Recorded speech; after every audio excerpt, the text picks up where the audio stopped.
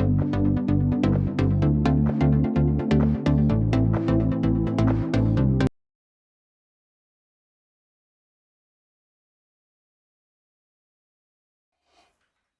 बेटा, आज हमें करना है एक नया फॉर्मूला हम स्टार्ट करेंगे। काउंट इफ का हमारा नया फॉर्मूला है वो स्टार्ट करेंगे, ठीक है। तो एक टेबल बना लो, इस तरह से एक टेबल ड्रॉ कर लो, नाम लिख लो एक तरफ, और टेबल बिल्कुल सेम बनाना ताकि आपका और मेरा आंसर सेम है। उसके बगल में कुछ अमाउंट लिख लो, ठीक है। करना क्या है सुनो, हमें ये काउंट करना है ये जो अमित लिखा हुआ है इस वाले डेटा में कितनी बार रिपीट हुआ है। ये जो अमित लिखा हुआ है इस डेटा में कितनी बार रिपीट हुआ है। मतलब आपको काउंटिंग तो करनी है, काउंट तो करना है, बट किसी कंडीशन के बेस पे करना है। ऐसे केस में हम लोग क्या करते हैं, काउंट इफ का फॉर्मूला लगाते हैं। अगर आपके पास एक कंडीशन है कि अमित को आपको ढूंढना है इस डेटा में, तो उसके लिए हमें यूज करना है काउंट इफ का फॉर्मूला में यूज करना है बेटा। काउंट इफ ये दो पार्ट्स में डिवाइड है। फर्स्ट लिखा हुआ है रेंज, रेंज का मतलब होता है किस डेटा में, किस रेंज में आपको ये अमित को ढूंढना है, सर्च करना है। मैंने कहा जी मुझे इस वाली रेंज में मुझको अमित को ढूंढना है, मैंने कॉमा लगाया। उसके बाद आपसे बोल रहा है क्राइटेरिया, क्राइटेरिया का मतलब होता है कंडीशन, कि क्या कंडीशन है, क्या वो चीज है जो आपको ढूंढना है। मैंने कहा इस अमित को, ये अमित मेरे लिए कंडीशन है और अमित मेरे लिए क्राइटेरिया है कि इस रेंज में मुझे अमित को ढूंढना है। मैंने ब्रैकेट क्लोज करी और देन एंटर। ये दो बार अमित इस डेटा में दो बार रिपीट हुआ है। देखो एक ये रहा अमित और अमित ये रहा, ये दो बार रिपीट हुआ, ठीक है। अगर मैं यहां पर इस अमित की जगह सुमित लिख दूंगा तो ये ऑटोमेटिकली ये बता देगा कि सुमित कितनी बार आया है। सुमित 3 बार आया है, ठीक। मैंने लिखा और एंटर मारा तो सुमित 3 बार आया था, 1 2 और ये 3, ठीक। एक बार दोबारा देख लो बेटा कैसे लगाना है।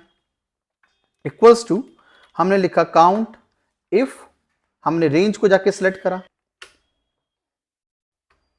ठीक है। वीडियो को पॉज करके लगा लो। अब नेक्स्ट आगे सुनो बेटा। अब क्या करो, इस डेटा के बीच में, इस डेटा के बीच में कॉलम इंसर्ट करो, 2-3 कॉलम इंसर्ट करो। कॉलम इंसर्ट करने के लिए दोबारा देख लो कैसे इंसर्ट करना है। पहले यहाँ पे कंट्रोल स्पेस बार कॉलम को सेलेक्ट करो, कंट्रोल स्पेस बार कॉलम को सेलेक्ट करो, then control plus plus, control plus से इंसर्ट कॉलम, कंट्रोल प्लस से इंसर्ट कॉलम। तो यहाँ पे एक कॉलम और इंसर्ट करेंगे, हमें टोटल 3 कॉलम इंसर्ट करने हैं, ठीक। यहाँ पे लिख देना मंथ, यहाँ पे लिख लो जनवरी, यहाँ लिख लो फरवरी, फिर लिख लो ईयर,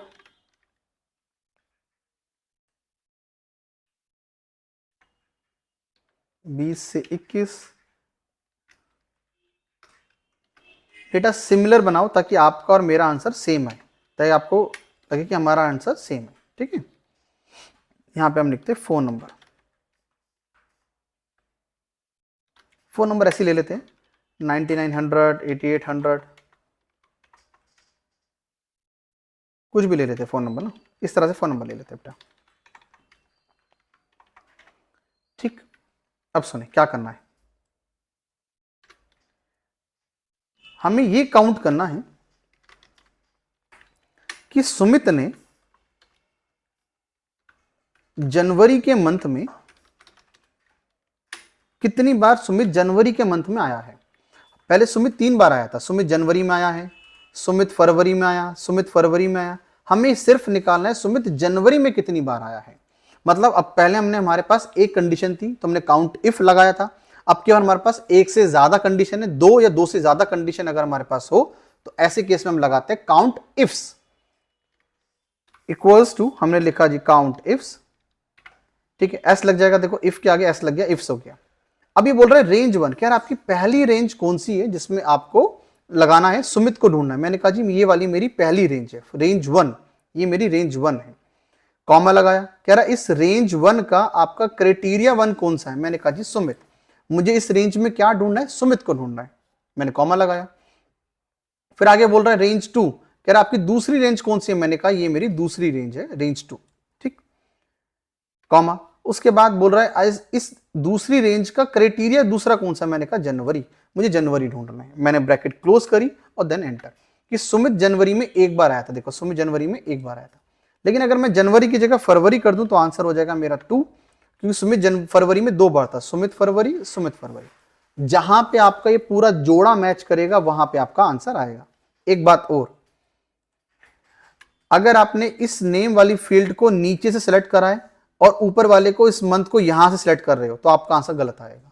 दोनों को बिल्कुल बराबर बराबर से ही सिलेक्ट करना है। अगर सुमित यहां से सिलेक्ट करा है तो सामने वाला भी सुमित से सिलेक्ट करना है। अगर रेंज ऊपर से सिलेक्ट कर रहे हो, बिल्कुल ऊपर से कर रहे हो, तो ये दूसरी रेंज भी आपको ऊपर से सिलेक्ट करनी है। ठीक है, ऐसा ऊपर नीचे मत करना कि एक रेंज को छोटा सिलेक्ट करा दूसरी रेंज को बड़ा सिलेक्ट करा, ऐसा मत करना। बिल्कुल बराबर बराबर सिलेक्ट करनी है तो आपका आंसर एक्यूरेट आएगा। लगाओ बेटा, एक बार वीडियो को पॉज करो और इसको लगाओ जरा एक बार। ठीक है,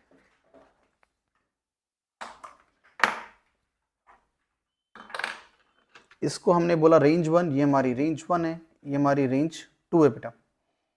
ये सुमित वाला हमारा क्राइटेरिया 1 और फरवरी वाला क्राइटेरिया 2।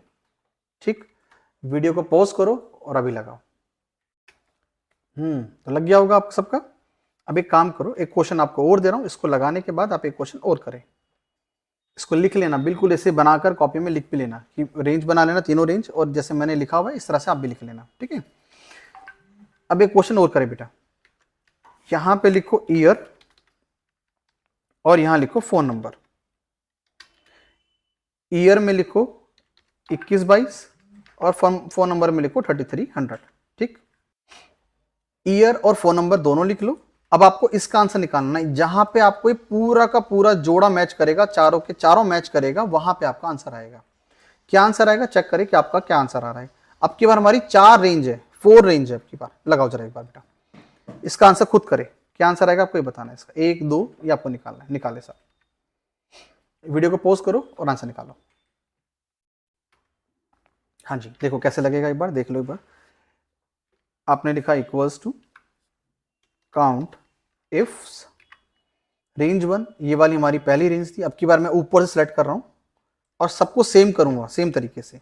रेंज 1 उसका क्राइटेरिया 1, कॉमा रेंज 2, कॉमा उसका criteria 2, comma range 3, comma criteria 3, comma range 4, comma criteria 4, और देन एंटर। तो आंसर इज 1। ये एक फील्ड हमारी मैच करी थी पूरी लास्ट वाली, तो आंसर आ गया हमारा 1। इसको हम एक तरीके से और कर सकते हैं। ठीक है, देखो डेटा को नाम देना सीखो बेटा। डेटा को नाम देना सीखो तो आपको इजी हो जाएगा लगाना। जैसे फॉर एग्जांपल के लिए मैंने इस डेटा का, इस वाली रेंज का मैंने यहां पर एक नाम दिया। इसका मैंने नाम दे दिया नेम।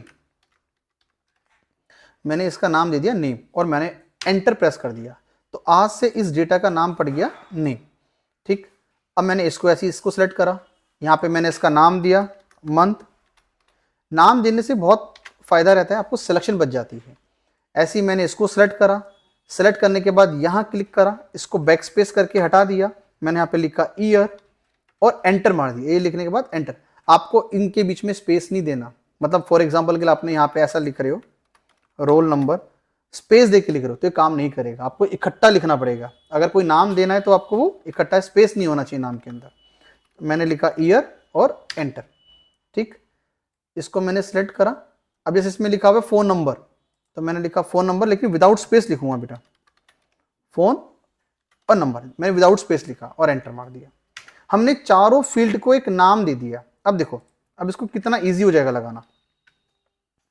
मैंने लिखा काउंट इफ्स। अब मुझे रेंज सेलेक्ट करने की जरूरत नहीं है, मैंने उसका नाम दिया था नेम। जैसे ही मैं नेम लिखूंगा ये ऑटोमेटिक सेलेक्ट हो गया। देखो मैंने यहाँ पे नाम लिखा और ये फील्ड अपने आप सिलेक्ट हो गई। कॉमा लगाया, फिर मैंने इसको सिलेक्ट कर दिया, जो मेरा क्राइटेरिया था उसको मैंने सिलेक्ट कर दिया। मैंने पर्टिकुलर सेल का नाम नहीं दिया। ठीक है, कॉमा लगाया। अब रेंज 2 मुझे सिलेक्ट नहीं करनी, सिर्फ नाम लिखना है। जैसे मैं नाम लिखूँ वो अपने आप सिलेक्ट हो गई। देखो अपने आप सिलेक्ट हो गई।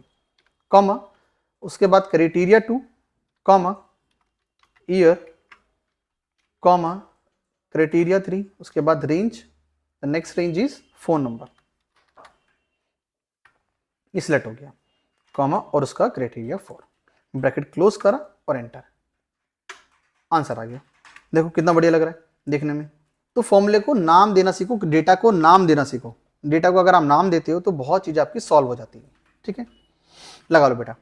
तो आज हमने 2 फॉर्मूले करे, काउंट इफ करा और काउंट इफ्स करा। ठीक है, बाकी हम करेंगे नेक्स्ट क्लास में। आज के लिए तो नहीं, मिलते हैं नेक्स्ट क्लास में। Bye bye, take care. इसकी प्रैक्टिस करनी जरूरी है। ठीक है, बाय बेटा, बाय बाय।